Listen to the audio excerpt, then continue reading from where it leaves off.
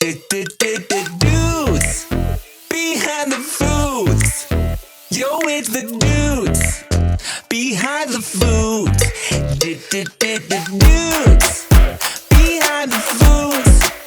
Yeah, it's the dudes behind the foods. That's actually really fucking good. Man, what a dumb joke. What a fucking stupid ass joke.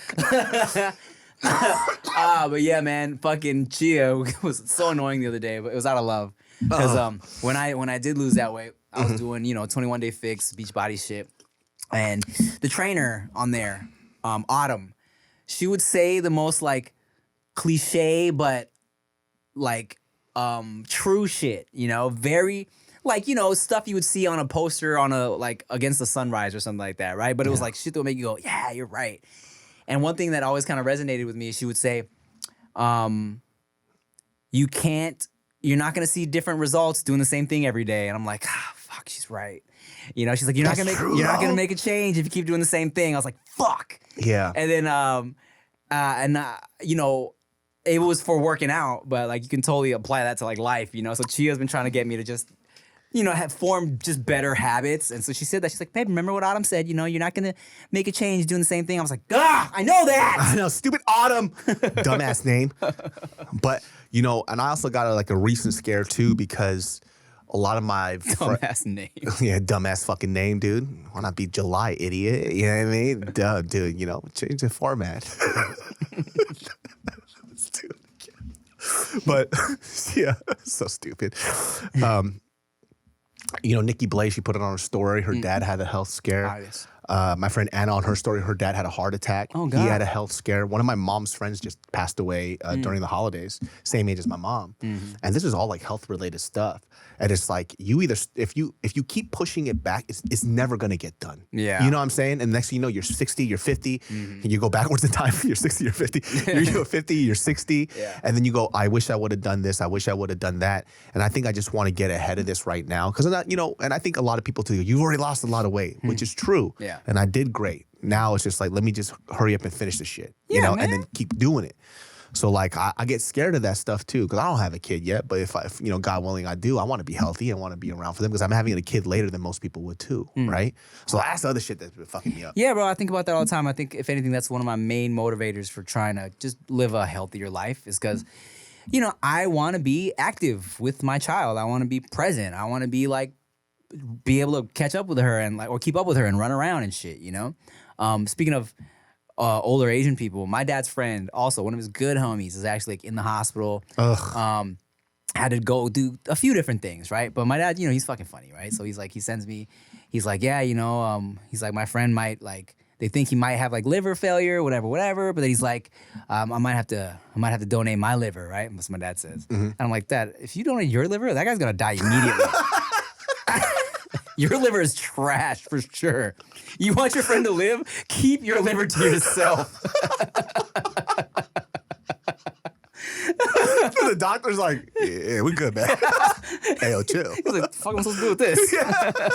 This is actually worse than his liver, and I don't know how you're alive right now. Yeah. He's like, how are you trying to donate a failed liver, dude? Your dad comes in and goes, please, save my friend. Take mine. We're okay. Pass, buddy. Your friend's like, no! He can hear it in the other room. Please, no! Just take me now. So we transfer the liver, and now he has cancer. Yeah, right. And he's impotent for some reason. Just everything fucked up even more. Now he's blind? My dad has always joked about death ever since I was a little kid. I don't know if I brought this up with you before, but he always used to joke about death. And so I'm super comfortable joking with death and making jokes about dying and shit like that. Not a lot of people are comfortable with that. You feel me? I'm very comfortable with it. Okay, good. Because I've been around people where you start making death jokes. It's like, oh, it got dark. I'm like, I don't know, man. It's just it is what it is. People die. So we can joke about it, right? Yeah. He would always say, this is a recent joke of his, which is actually, it's funny because it's also kind of true. But he'll be in Thailand. He's like, yeah, had a big reunion party for me and all my old friends. Only 3 of us there. God damn it. Everyone else is dead. He's like, God, no one was here. Dude, you know what? My mom is such a fucking savage, dude. Like when my grandpa, he was like, he was living with us, and my grandpa would have these fits and these moments, and he would just start yelling in the house. And my grandpa was like, oh, fuck this house. I don't want to live here anymore anyways. I'm about to go to LA and just live with my friends. And mom was like, your friends are dead. Ain't nobody give a fuck. I'm like, damn, mom. Like, that's fucking harsh. It's pretty fun. Yeah, dude, I tell you this, though. That mortality thing, it's, creeps up. And sometimes, too, people around our age are passing away. Yeah. You don't fucking know when it's your time. But if I could do stuff to make sure that I stay around longer, I think I'm going to just really focus on that. For sure, man. And you know what, dude? Like, here's the thing, right? Like, I'm kind of always thinking about mortality and shit. Yeah. For one, like, I always used to joke around, like, Keep your liver to yourself. isn't that great? That's funny. I'm hilarious. Thank you. People would ask me wow, why. humble. Humble guy, huh? Bro, life is too short to be humble, dog. Come on.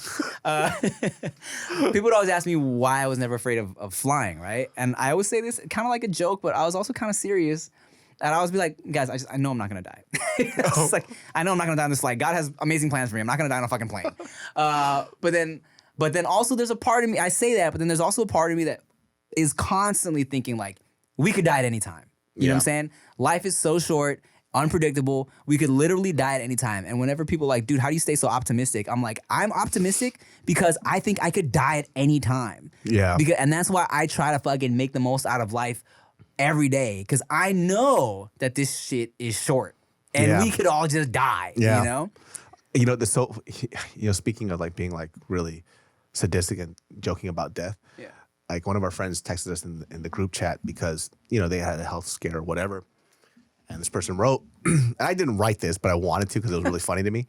But they were like, hey, like our family just had a health scare. And the only thing I could think of was like, I wish I would have spoke to this person more and hugged them more. And it's like, so if I could just remind you guys, like, make sure you go to your family, you hug them more a little bit every day. And or talk to your parents more often. I was like, I wanted to write, I talk to them every day, you piece of shit. Oh my God. And I wrote it out, I started giggling. And then Mariel was like, don't say that. She goes, that's inappropriate. Too much. It's a little too much. And then, we went back and they were crying. I heard that they were crying. I was like, okay, it's a good thing I didn't say that. Yeah, you motherfucker. I couldn't read the room for a second. I was like, oh, I got a good one here. I typed it out and I just see Mariel like, no. Not now. You know what's fucked up I always feel bad about in terms of like death is like, there's been multiple times, bro, where I'm scrolling through Instagram and I'll see someone like post just a funny looking family member or something. And I'm ready like, why do they look like a joke? And then I read RIP. I'm like, oh, whoops. Let me make sure and read that caption every time. Yeah. Because that could have been bad. Dude, can I tell you something? Yeah. I felt so bad. I didn't write this comment, Yeah. but dog, this shit was so fucking bad. It was during the time, COVID was going around. The Rona was going around. And then there was a person that I know that posted a photo of his relative who passed away from COVID. Mm-hmm. And there was this whole emotional thing, but he was kind of saying shit like, for those of you who don't wear a mask, you could have saved my uncle's life, blah, blah, blah. You guys are all monsters and saying all this other shit. But when you post that and it goes around, people who aren't following him are going to write stuff when you put it out to the public. And it was just one comment that got like 13,000 likes before he took the photo down. And he was like, you monsters, like COVID killed my uncle, right? And his uncle was really, really fat. He was like, he just wrote, typo, it's Crisco. Oh, God. And then it got 13. Oh. And then you can see the comments, hella people laughing. Some people are saying you're terrible for writing it. Yeah. And it's like, and then he just kept writing back one phrase. He goes, where's the lie? Where's the lie? Where's the lie? Oh my God. And that shit was so poorly timed. I laughed super hard because I was like, this person's heartless as fuck, right? But then I guess kinda, you know what I mean? No. So, but some people just don't have the same type of sentiment that everybody else does. Look, I tell people all the time, like, when I die, I want y'all to make jokes immediately. But I want them to be funny. Okay? Yeah. Not no basic shit, okay? If you're gonna roast me after I die, that shit better be creative and it better be like just a good joke. Not no fucking played out old ass joke, okay? Make that shit good, but there is no such thing as fucking too soon for me when I die, all right? Mm-hmm. But I want y'all to go in creatively, please. Yes, man, I got a lot written out, so I plan for him to die before me. You were supposed to roast me at my roast, and you didn't come because you were too scared. I had a college show. That college show paid well too. I was like, all right, go to this or make like a lot of money. I think I'm gonna go make a lot of money. It's crazy because we weren't even really like friends yet. I just wanted you to come. I wanted to stream. Like, can somebody put? Because I wrote so much shit out, and at the time I didn't really know Tim like that. Yeah. So it was just easier for me to just kind of like make up shit. You know what I'm saying? But now it would just be all these inside jokes. I know. It'd be great. Actually, the person who I wrote the most jokes for, who I didn't know at the time, was actually Steve. Really? Yeah, Steve Green. Yeah, what did I write for fucking Steve? I didn't really know him like that. I know him a little bit from Maker, but I think the only thing I can remember I wrote for Steve is like, Steve Green looks like he's just bad at sex. Like, it's just bad. I had a lot of pedophile jokes for him. Ah, that makes sense. Yeah, checks out for sure. I can't remember right now, but I had a whole ass thing. I worked so fucking hard on it. But then it was a money opportunity. I had to take it. Well, I tell you, we'll just turn the live dudes behind the foods into a little roast session. Huh? I don't want. I'm sensitive now. I can't take it. You know what? And I don't like being mean either. Yeah, I don't like it anymore. Well, I kind of do, but I also realized too. It's like, because I'm not around a lot of other roasters anymore. Which, number one, I didn't really like that much. Not because we don't like roasting each other. Yeah. It's just like when you're around a group of people who roast all the time, it doesn't stop. It's exhausting. It's fucking exhausting. You ever been on an ADD shoot? No. Fucking dog. When you're on an all-deaf shoot with all the dudes that are on Roast Me, it's constant.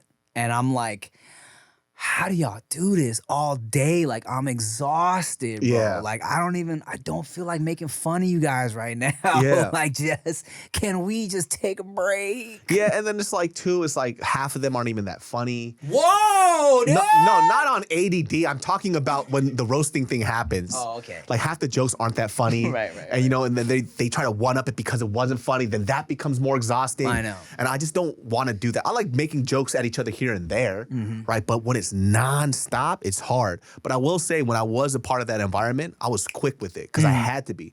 And now I'm not in that head state anymore. So it's just like, oh, this is exhausting, guys. Like, it's funny, but I just don't care. Yeah, man. For years, people would come up to me that were fans of Wild 'N Out and be like, come up to me trying to roast me. I'm like, That's just awkward. can you? There was one food festival. I think I might have shared this story. It was before that fried chicken festival in LA where Jaleel White was up there chilling. Oh, yeah. And the security dude came up to me randomly, said something to Jaleel, and then came up to me and said something about like, he's like, with your sweet and sour, whatever the fuck he said, right? A really basic ass joke, right? Where it's like, all right, dog, even if you knew me, it just wouldn't be funny, right? But it's like, also it's like, you don't know me, bro. Like, you're not gonna, how you just gonna enter my atmosphere guns blazing like this? Like, I do not want to do this. Dude, that happens to me too. Like, meet and greet, somebody tries to roast, and I just like, I don't have the energy for this. I was like, if you really want to do this, I will fucking wreck you, dude. Like, I'll make everybody uncomfortable here. Like, if you want that smoke, we can go at it all fucking day. Right. But like this one meet and greet too, I forgot what this guy said. It was something along the lines of like, because he watches my stuff, and he's just like, oh, he goes, at least I graduated from college or something like that. And I'm like, is that a roast? Lame. Yeah. Lame joke. Lame right? joke. And then, I took it and I was like, okay, I got time today. All right. And I just started fucking making fun of his hair, down to his clothes, down to his shoes. I was like, if I didn't fucking graduate college, what the fuck you doing in my meeting trying to suck my dick, you little bitch? Oh, little bitch. And then I started roasting him and I was going in on him. And then he got really uncomfortable. And he started, I was like, don't walk away. We're not done. You wanted to go. Yeah. And then people are cracking up. This fool gets in my DMs. He goes, oh, I was like, I thought that was fucking fucked up what you did. Like, you were better. My girl was there. I was like, bro, you came at me. You know what I'm saying? And I wasn't really happy. I thought it was super rude of him. It's like, he didn't even say hi. And he just went with that. Yeah, dog, like, come on, man. Like, read the room a little bit. You know what I'm saying? Like, that security guard, I was like, he said whatever joke he said, and I looked at him. Up at him. He's super tall. I was like, I don't like doing that. I'm not right now, man. Just relax. It's just weird. Some people, man, you know what they say? If you can't stand the the grill marks, and then you shouldn't go try and cook something in the kitchen when it's for breakfast. You know what I'm saying? That's how the saying goes, man. If you don't know what to get your son, you get a bag of black garlic. That makes sense. Yeah, man. I think that makes sense. Yeah, man. What my parents should have did is just like they should have just take the format and just fucking did Do it. Yeah, that's what they should have did. I told your dad that yesterday, right? He called me back. He goes, no, you're wrong. You need to take the format and do it. Do it. Do it. Do it together. Sing in harmony. Bone Thugs in harmony. Harmony. The root of all evil. Satan 666. Sick, bro. Bro. I was sick for 3 weeks. Weak in my body. Body transplant. I need a bigger D. Oh. Tiny penis, not me stereotype. Big man, big dick. Oh. Energy. Oh, energy. Energy. Energy. My energy calls out for me. Who are you? Who are you? Figaro. Figueroa. That street is dirty. Like my heart. Whoa. Whoa. I'm talking about clogged arteries. Do it again. What you should do.